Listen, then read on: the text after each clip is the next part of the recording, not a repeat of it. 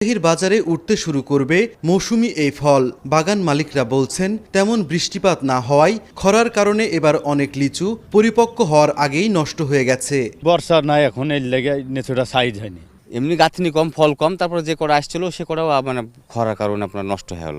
কয়েক দিনের মধ্যে নিচুটা বাজারে বিক্রি করা যাবে। তবে ব্যবসায়ীদের আশা, ভালো দাম পেলে লাভের মুখ দেখবেন। বাজারে এখন দামে বেশি পাওয়ার আশা আছে আমাদের। এবার নেচুর অবস্থা খুব ভালো না, 10 ভাগের 1 ভাগ। ফল গবেষকও স্বীকার করলেন খরায় ফলন বিপর্যয়ের কথা।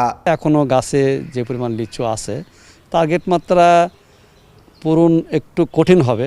চলতি মৌসুমে জেলায় 519 হেক্টর জমির বাগানে 3789 মেট্রিক টন লিচু উৎপাদনের লক্ষ্যমাত্রা নির্ধারণ করেছে কৃষি বিভাগ। সাইফুর রহমান রকি, সময় সংবাদ, রাজশাহী।